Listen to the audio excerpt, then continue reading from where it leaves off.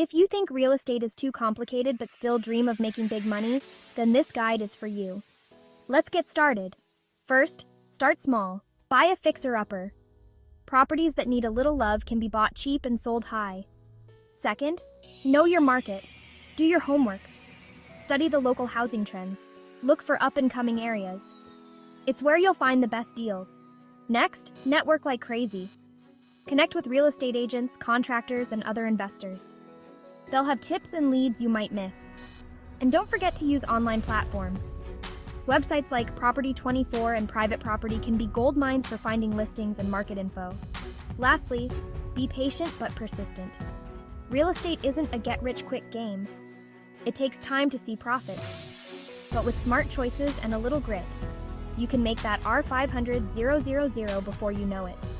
Ready to get started? Let's make those real estate dreams a reality.